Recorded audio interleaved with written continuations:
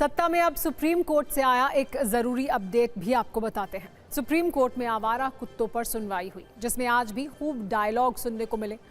सर्वोच्च अदालत ने आवारा कुत्तों पर सख्ती के जो संदेश दिए हैं वो डॉग लवर्स को थोड़ा चिंतित कर सकता है। साथ ही इससे सरकारों की मुश्किलें भी बढ़ सकती हैं। सुप्रीम कोर्ट ने संकेत दिया है कि कुत्ते के काटने से होने वाली हर चोट या मौत के लिए अधिकारियों और कुत्ते पालने वालों को जिम्मेदार ठहराया जाएगा। अदालत ने यह भी कहा, बच्चों या बुजुर्गों को कुत्ते के काटने, चोट लगने या मौत के हर मामले में हम राज्य सरकारों से भारी मुआवजा दिलवाएंगे।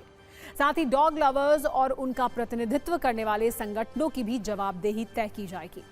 सुप्रीम कोर्ट ने कहा है कि अगर ऐसे लोग जिम्मेदारी नहीं ले सकते तो कुत्तों को अपने घर या परिसर में ही रखें। सुप्रीम कोर्ट ने एक मामले का जिक्र करते हुए पूछा, 9 साल के बच्चे की मौत पर जिम्मेदारी किसकी होगी? कोर्ट ने कहा कि अगर आपको इन जानवरों से इतना प्यार है तो इन्हें अपने घर पर क्यों नहीं ले जाते? ये कुत्ते सड़कों पर क्यों घूमते रहें? लोगों को काटें और डराएं, उन्हें हम ऐसे ही नहीं छोड़ सकते। जस्टिस विक्रम नाथ, जस्टिस संदीप मेहता और जस्टिस एन.वी. अंजारिया की बेंच ने कहा कि कुत्तों में एक खास तरह का वायरस होता है जिसका कोई इलाज नहीं है। डॉग फीडर्स यानी कुत्तों को खाना देने वालों के लिए भी कोर्ट ने सख्ती दिखाई है। ऐसे ग्रुप से सुनवाई के दौरान कड़े सवाल किए गए। अदालत ने कहा, अब तक 4 दिन की सुनवाई में इमोशन सिर्फ कुत्तों के लिए ही दिख रहा है, इंसानों के लिए नहीं। जब ऐसे आवारा कुत्ते जिन्हें कोई संगठन पाल रहा है वो एक 9 साल के बच्चे को मार दें तो किसे जिम्मेदार ठहराया जाना चाहिए? क्या इस अदालत को आंखें बंद करके सब कुछ होने देना चाहिए? सुप्रीम कोर्ट ने कहा कि ऐसा लगता है कि सारी सहानुभूति सिर्फ कुत्तों के लिए ही है।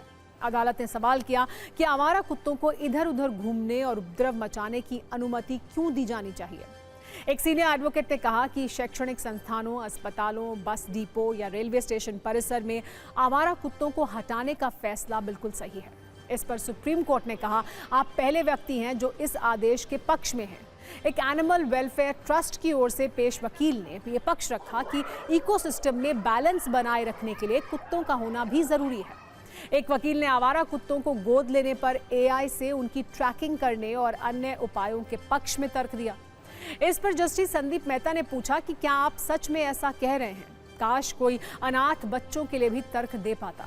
जस्टिस मेहता ने कहा कि मुझे 2011 में जज नियुक्त किया गया, लेकिन मैंने इंसानों के लिए इतने भावुक तर्क कभी नहीं सुने। कुल मिलाकर आज की सुनवाई में सुप्रीम कोर्ट ने आवारा कुत्तों को लेकर कई सख्त टिप्पणियां की। अब इस मामले की अगली सुनवाई 20 जनवरी को होगी।